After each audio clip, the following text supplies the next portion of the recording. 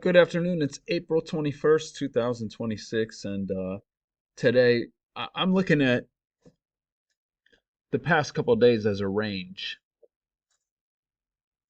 And so the bias is up, but I do believe that we've quite simply been in a range. This is the 40,000 tick chart.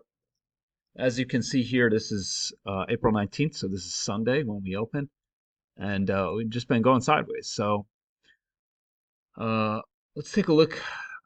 I would say the 2700 tick chart is probably best. So if you look at it on the daily chart, today we had a downward bias,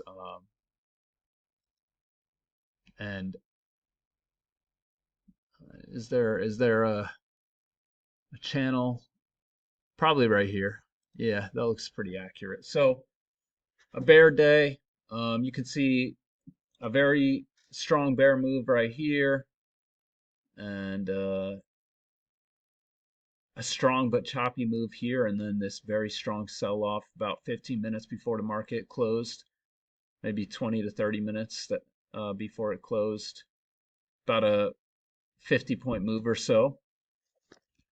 Um, I think, there's all this news around Kevin Warsh, the new Fed chair, so that's probably what did it. So anyway, um, so this is not. So you can see we get this bull channel in the overnight, and then you get like a buy climax, and then you get a bear spike in channel, and then you get this choppy bull channel up. Um, that started about right after market opened this morning. So, is there any way to get in on this? I mean, you get this double bottom here. Let's see if you draw off the lows. Yeah, it's hard to say because I mean, this is not looking like I'd probably have it drawn like that. So, anyway, you get a double bottom. I don't really like this for going long. And then maybe you do because you're far from the EMA and you anticipate this being a range so far, you know.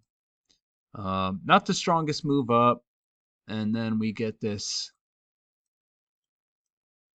selling, and it is more likely just profit taking from this big bull move. So I won't pull up the daily chart just yet, but uh, I think it's reasonable to consider this. It kind of looks like a failed second entry long, and it confirms this short-term trend line for sure. So I think it's worth considering that, and turns out to be a very excellent move. We get a little overshoot of this broad bull bear channel. Excuse me. Uh, I think I think you want to go for a big reward here, which you don't get.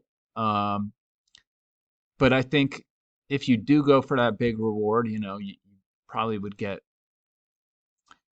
stopped out at break even at the least. I don't think there's any reason after it goes this far up to keep your stop down here. Uh, you get this lower high. And I mean, yeah, maybe you don't want to do that because look at this bear move. So, there's obviously reasons not to take that trade. Get a lower high here. This is pretty weak. We didn't get far above the EMA. So, I mean, I don't blame anybody for taking that short. And you can see we kind of find support here. And, there's people, I was looking for longs. Um, you might consider that, but the problem at this point is that yeah, there's a gap above the EMA, but it's not that strong. It's not a big gap. But I do like this. It's like a wedge bottom, one, two, three, after we get a gap above the EMA. So I kind of like that.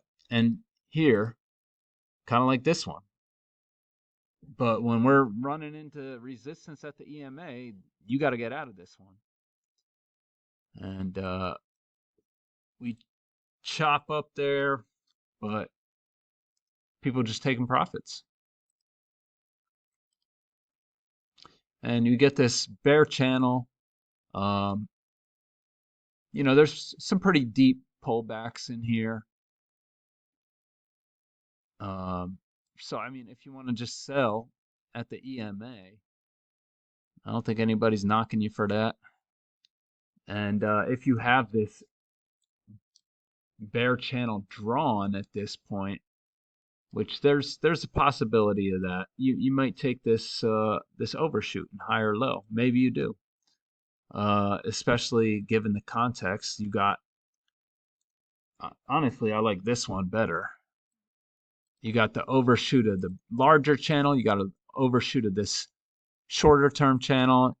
Maybe you take this higher low, but again, you got to respect the EMA, and we haven't had much on the higher side of the EMA yet. So these